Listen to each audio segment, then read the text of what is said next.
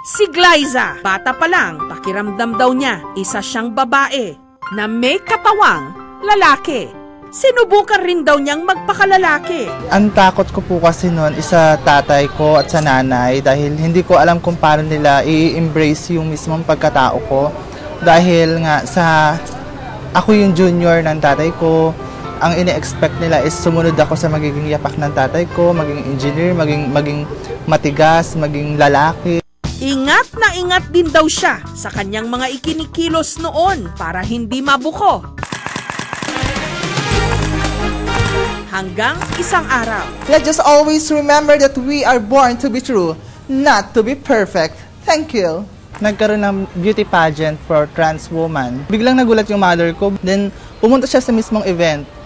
Mismong pag-akyat ko ng stage na naka-costume na, nakita ko siya. Inisip ko agad, baka ito na yung time talaga na talagang inilaan ng Diyos para ma-open na ako.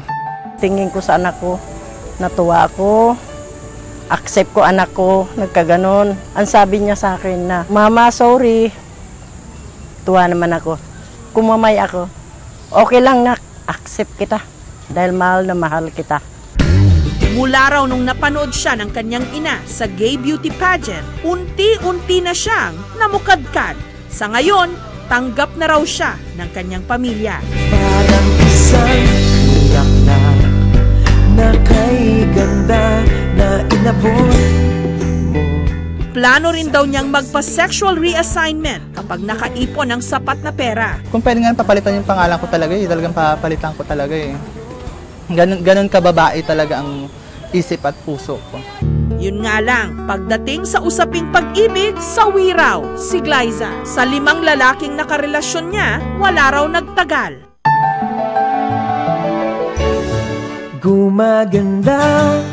Hanggang isang araw, muling tumibok ang kanyang puso. Bawat tao ay puno ng pag-ibig. Nung nakilala niya sa isang bar, si Jex, na isa namang trans man. Yung time na nakita ko siya, hindi na po nawala yung focus ko sa kanya. Love at first sight ba kung tawagin na tawag ko pa sa kanya, Miss Beautiful, pwede ko po bang makuha yung number mo? Parang isang bulaklak. Nahihilo na ako doon dahil sa alcohol. Para ma-turn off siya, ang ginawa ko is tinanggal ko yung doll shoes ko. Then so nakayapak ako sa dance floor, nagbe-breakdance ako. Para iba yung maging tingin niya, para ma-turn off ka. Kuya, wag ako. Dapat lang ibahagi.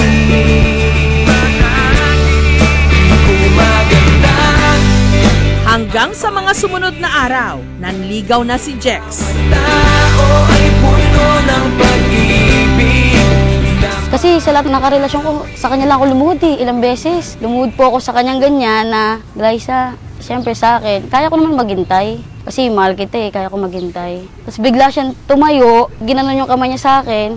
Pag-kiss ko po, nagpalakpakan yung mga tao sa bar.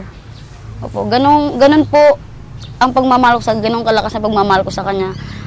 Kahit sino man taong nakakita, proud ako sa kanya. Ang iyong nilaan na pagmamahal, ang dulot nito ay tunay na ligaya.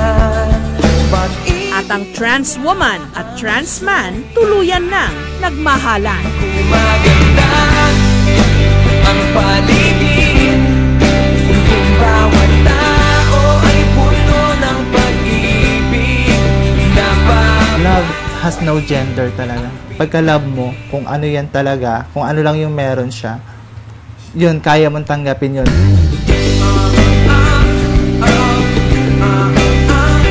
Napakabilis at napakaraming pagbabago sa ating mundo ngayon. Ang mga dating nakagawian, nagbabago. Ang mga nakasanayan, nababasag. Pero sa lahat ng ito, wagi ang pag-ibig. isang mundong puno ng pag-ibig.